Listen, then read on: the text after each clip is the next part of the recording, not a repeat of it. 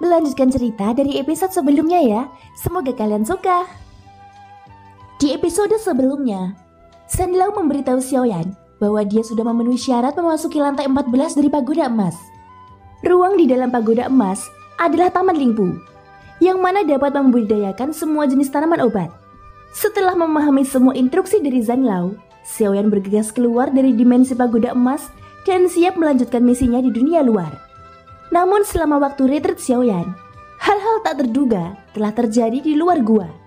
Qin Dongming, Ling Bao, Songgu, dan kemudian Mogi, mereka berempat mengalami beberapa masalah. Keempatnya sepertinya sedang dikepung oleh sekelompok orang. Melihat sekeliling, total ada 16 yang terdiri dari kelompok ini. Secara logika hal itu tidak mungkin, karena hanya 5 orang dari satu tim yang diizinkan masuk menurut aturan token dunia iblis kuno. Namun faktanya kelompok Zonggu saat ini dikelilingi oleh 16 orang yang mengenakan jubah yang sama. Dari sini dapat dinilai bahwa mereka semua berasal dari klan yang sama. Orang yang memimpin pasukan ini juga orang kuat yang mencapai ranah keabadian Kaisar langkah 7. Dia mengenakan jubah merah dan membawa kipas di tangannya. Aura yang terpancar dari tubuhnya memancarkan bau amis darah. Seseorang bahkan dapat melihat 2 taring tajam di mulutnya. Saat ini 15 bawahannya sudah mengepung Zonggu dan 3 lainnya. Segel tangan dari 15 orang ini bergerak. Kemudian tirai cahaya merah menyelimuti seluruh puncak gunung termasuk lokasi Xiaoyan. Hehehe, buruan kali ini cukup besar. 1 keabadian Kaisar langkah ke-7 dan 2 keabadian Kaisar langkah ke-6. Ucap sang pemimpin berjubah merah itu. Matanya melirik Ling Bao, Qin Dongming, dan Mogi. Namun ketika tatapannya mendarat pada Songgu, wajahnya tiba-tiba saja mengungkapkan keanehan. Mengapa ada bajingan langkah kedua juga? Ucap sang pemimpin berjubah merah itu. Ini sebenarnya orang-orang dari klan pembunuh darah. Ucap Zonggu sedikit menyipitkan matanya. Oh, kamu juga mengenali klan darahku. Tunggu dulu, sepertinya kamu bukanlah orang dari dunia luar. Ucap pria berjubah merah itu. Kami dari dunia pertemuan iblis. Aku menasihatimu untuk tidak melangkah lebih jauh lagi. Kalau tidak, kamu pasti akan menyesal di masa depan. Ucap Zonggu. Hahaha, berani sekali kamu mengancamku. Dunia pertemuan iblis memang perlu dipandang. Namun sebagai keabadian Kaisar langkah kedua, kualifikasi apa yang kamu miliki untuk berbicara denganku seperti itu?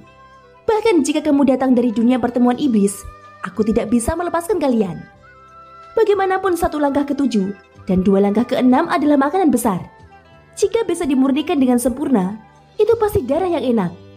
Kali ini aku hanya bisa mengandalkan tubuh kalian untuk meraih peluang terobosan keabadian Kaisar langkah ke-8. Ucap pria berjubah merah itu melambaikan kipas di tangannya. Dia menatap Zonggu dan lainnya seolah-olah melihat makanan yang sangat lezat. Formasi darah sudah siap. Semuanya, perburuan dimulai. Teriak pria itu lagi.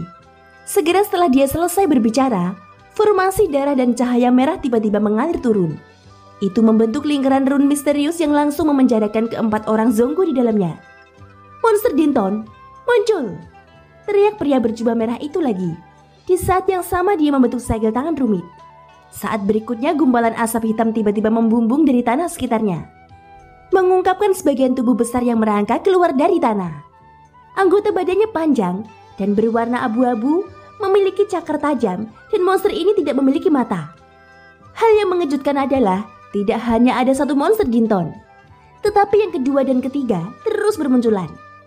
Hanya dalam sekejap mata, sudah ada 10 monster Ginton berbaris ke arah 4 orang Zonggu. Pada saat yang sama 16 tokoh termasuk pria berjubah merah itu bergegas masuk ke dalam formasi. Mereka dari klan pembunuh darah yang memasuki formasi ini, auranya meningkat pesat. Langkah ke-7 dari sang pemimpin bahkan secara samar-samar telah mencapai langkah ke-8. Formasi pengorbanan darah dari klan pembunuh darah. Gumam Zonggu sedikit menyipitkan matanya. Oh, kamu sepertinya tahu banyak tentang klanku. Ucap pria berjubah merah itu sambil mencibir. Meskipun klan pembunuh darahmu sangat kuat, tapi memprovokasiku dari dunia pertemuan iblis bukanlah keputusan yang bijaksana. Jika utusan dari dunia pertemuan iblis mati di sini, dan Dewa Iblis tahu bahwa itu dilakukan oleh klan darahmu tidak akan dapat menanggung akibat dari pertumpahan darah. Ucap Zonggu. Meskipun Zonggu sedikit lebih lemah, Namun momentumnya sama sekali tidak kalah dengan pria berjubah merah. Bahkan ada rasa merendahkan dalam kata-katanya. Ekspresi pria berjubah merah langsung berubah setelah mendengar kata Dewa Iblis. Jelas dia cukup takut dengan keberadaan Dewa Iblis dari dunia pertemuan iblis. Dia menatap Zonggu, kemudian ke arah Jin Dongming dan Ling Bao. Baru saat itulah dia melihat tanda budak di leher Jin Dongming dan Ling Bao. Pria berjubah merah itu jelas cukup terkejut setelah mengetahui bahwa Zonggu sebenarnya merupakan sang utusan. Memang benar bukan langkah bijaksana untuk memprovokasi Dewa Iblis dari dunia pertemuan iblis. Namun jangan lupa bahwa ini adalah dunia besar. Siapa yang tahu bahwa klan darahku yang membunuhmu? Hari ini kalian sudah ditakdirkan menjadi objek terobosanku. Dengan menyempurnakan tubuh kalian, mungkin itu bisa membantuku menerobos dalam satu gerakan. Ucap pria berjubah merah itu sambil menjilat bibirnya. Itu membuatku sedikit penasaran. Bagaimana dunia pertemuan iblis mengizinkan utusan keabadian Kaisar Langkah Kedua untuk memasuki dunia ini? Tempat ini bukanlah sesuatu yang bisa didatangi dengan kekuatanmu. Aku rasa dunia pertemuan iblis sudah tahu hasilnya ketika mereka mengirimmu ke sini. Ucap pria berjubah merah itu sambil tertawa. Semuanya, ayo lakukan. Keterlambatan akan membawa perubahan. Teriak pria berjubah merah itu lagi, segera membuat keputusan. Setelah suaranya jatuh, 15 bawahannya mengambil tindakan serempak. Serangan luar biasa mereka datang ke arah Zonggu dan 3 lainnya. Melihat ini Jin Dongming dan Ling Bao menjadi orang pertama yang bergerak ke depan. Hanya saja sangat mustahil bagi keduanya untuk menghentikan 15 orang ini. Pada saat yang sama monster-monster Dinton juga bergerak menuju Zonggu dan Mogi. Wajah Mogi tampak pucat. Dia belum sempat pulih dalam perjalanannya menuju ke sini. Dengan kondisinya saat ini, dia bahkan tidak bisa menggunakan keterampilan bertarungnya. Monster Dinton bergerak dengan langkah besar. Cakar tajamnya yang menakutkan meluncur ke bawah. Zonggu dan Mogi sama-sama berjuang dan melawan dengan susah payah. Pria berjubah merah itu mengalihkan pandangannya. Matanya tertuju pada Ling Bao, orang terkuat di sini. Selama Ling Bao terbunuh, maka tidak ada yang perlu ditakutkan dari lainnya. Segera pria berjubah merah itu menembak dengan satu telapak tangan. Semburan darah mengalir keluar seperti gelombang. Itu diaglomerasi menjadi telapak tangan darah besar setinggi 1000 kaki. Telapak tangan darah ini berisi kekuatan keabadian Kaisar Langkah ke-8. Sehingga kekuatannya tidak perlu diragukan lagi. Beberapa anggota klan pembunuh darah yang mengepung Ling Bao dengan cepat mundur sebelum telapak tangan raksasa itu turun. Ling Bao mendongak ke atas hanya untuk menyaksikan telapak tangan darah besar yang menimpa dirinya. Pedang Dewa Surga! Teriak Ling Bao, segera mengayunkan pedang emas di tangannya. Cahaya pedang dengan aura emas terbentuk, itu menebas ke arah telapak tangan darah dengan suara berdengung. Ketajaman cahaya pedang secara langsung memotong jari-jari darah itu.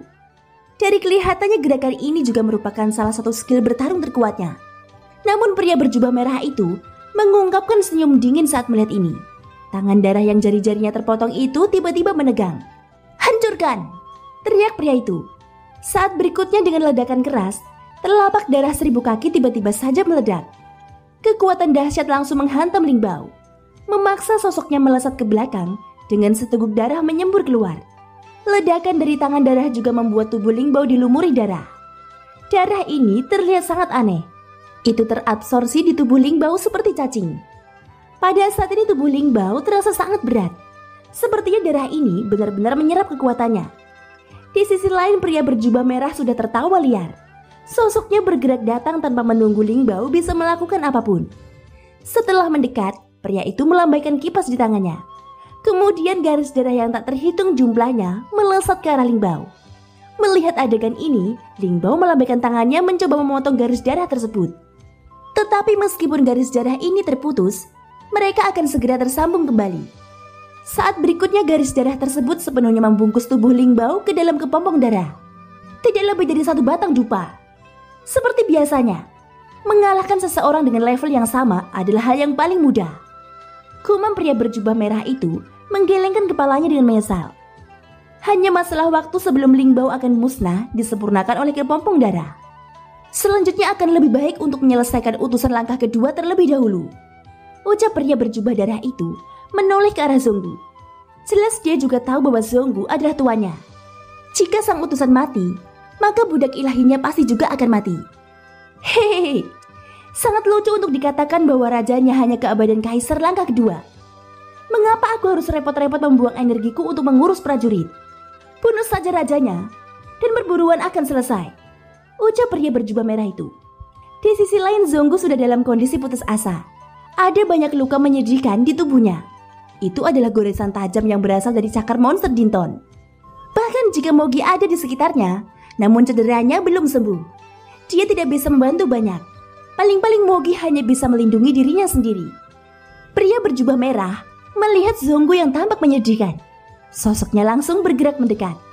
Dengan kekuatannya, bukanlah hal sulit untuk membunuh Zonggu.